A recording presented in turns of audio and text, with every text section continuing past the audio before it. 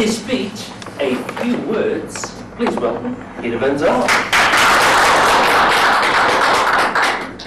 Thank you, Mr. Toastmaster. Fellow Toastmasters, guests and friends, I joined Toastmasters for one very small reason. Probably was really a big reason. You see, some years ago, I was asked to speak. And like many people, I chose not to. The amazing thing to me was, at the time, there was a number of people who I felt were equally, or were more qualified than me, who also chose not to speak. The occasion was at my father's funeral. And I thought, it was something that I should have done at that time. And I guess when I look at someone who had motivation, enthusiasm, determination, flexibility, compassion and devotion, I really couldn't find a better example than my father. So tonight, I thought I'd use this occasion to perhaps give you those few words that I should have said then.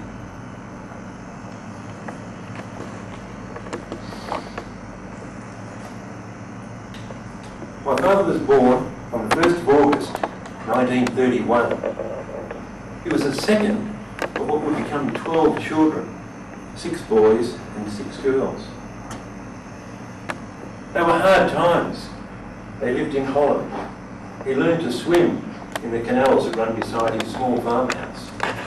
He learned to ice skate in the hard, cold winters when the canals froze rock solid. He used to tell stories of making clothes out of old flour sacks, putting them on as underwear, seamless, and then handing them down as they grew out of them. He also told stories of breaking up antique furniture to put in the fire to keep the house warm in the wintertime.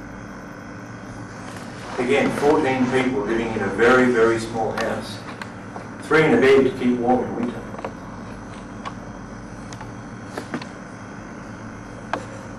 It was a fun time though. He went to school and later on joined the Dutch Army and did 2 years national service. It was also about this time he started to bring young ladies home.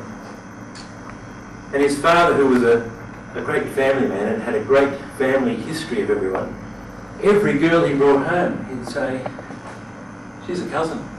Second cousin.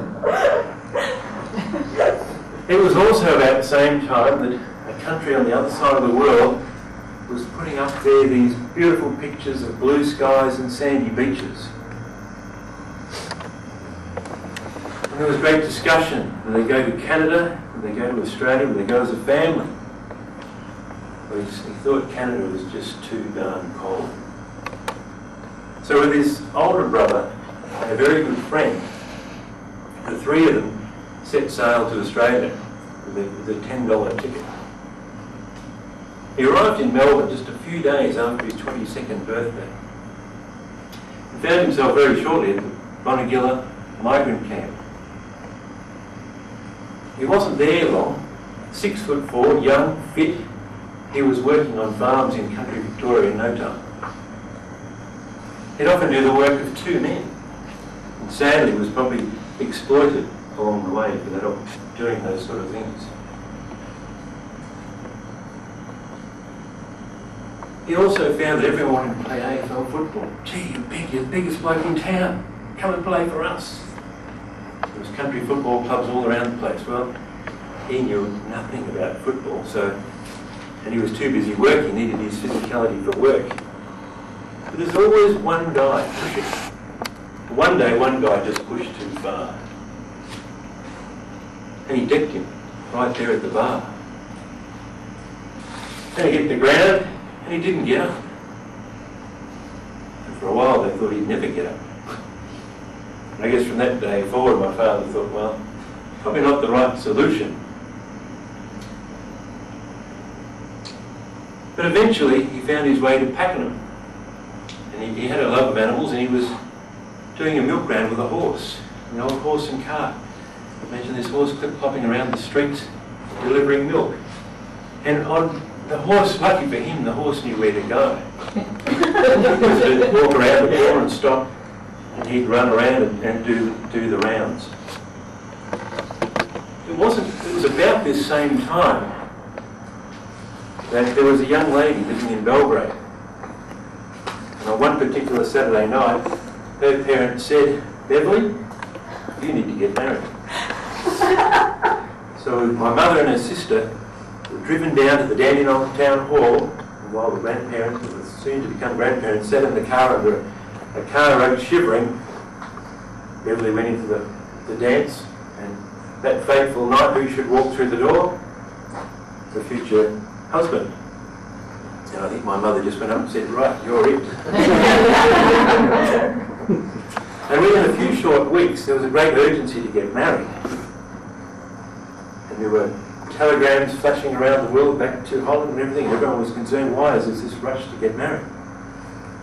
And actually they'd accepted a job which only for married couples. So they had to be married very quickly. Once the cultural and religious issues had been put aside, they were married. And in a very short few years, there were 4 children. Myself, my sister Carolyn, and 2 younger brothers, Glenn and Mick. And we went farming in Gippsland. Again, very tough times. And I guess about this time, I had the real first memory of my father. And as he strode through the paddocks, I'm trying to hang on to his finger. And one particular day I got left behind, half a dozen strides behind, only to stop dead in my tracks. I looked down, there was a lively tiger snake just under my next step. I'm not sure whether I screamed out or I just stopped still. But my father came down, and he used to carry a gun in those days, and just shot the snake at my feet.